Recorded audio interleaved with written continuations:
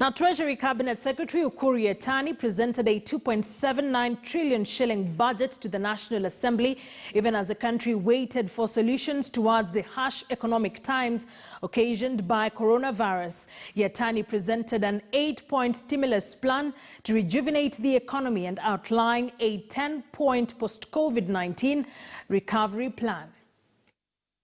With most Kenyans hard hit by the harsh economic times brought about by the measures put in place to combat the coronavirus, all eyes were on CS Ukur Yatani as he took to the floor of the National Assembly to present this year's budget.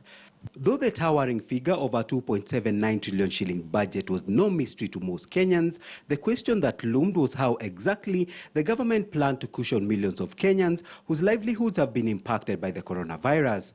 CS Yatani set out a 56.6 billion shilling 8-point stimulus plan meant to cushion various sectors of the economy by tackling issues such as unemployment, access to capital, food security, and natural disasters such as floods.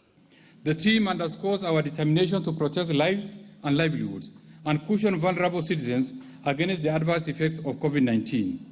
This is further expected to create and protect jobs, stimulate industrial growth, and ultimately steer economic recovery. Under the 8-point plan, Treasury will be looking to utilize government ministries and projects to spur economic activity by buying locally sourced goods. This includes 1.9 billion shillings on locally fabricated desks for schools, 500 million on locally fabricated beds, 600 million shillings on locally assembled vehicles, as well as initiating infrastructure projects that will see the government utilize local materials to repair damaged roads and footbridges at a cost of 5 billion shillings. The government will also spend 700 million shillings to construct low-cost boarding schools. The 8-point economic stimulus program targets to cushion vulnerable citizens and businesses, particularly those affected by the COVID-19 pandemic.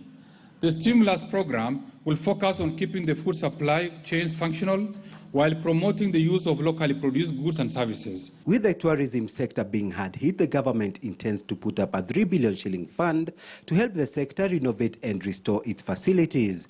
It was, however, not lost on the government that various ministries and departments have made it harder for businesses to operate by accumulating billions of shillings in unpaid bills. To this end, the government is set to expedite the payment of unpaid bills, while at the same time paying out 10 billion shillings in VAT refunds. Going forward, the National Treasury may withhold exchequer releases to the MDS or SAGAs with pending bills until an approved payment plan for all pending bills is agreed upon. But the elephant in the room was preparations for the reopening of the economy, with the CS glossing over 10 objectives of the government's post-COVID-19 recovery strategy that is still in the works under the stewardship of President Uhuru Kenyatta. The strategy will not only accelerate economic recovery, but designed to provide a roadmap for transition to a new development framework beyond the current Vision 2030. All said, done and tabled, focus now shifts to the implementation of the budget, with ordinary Kenyans hard pressed to find a direct connection to the country's annual budget at a time when their livelihoods are threatened by pay cuts and job losses. Henry Gedaiga, KTN News. So let's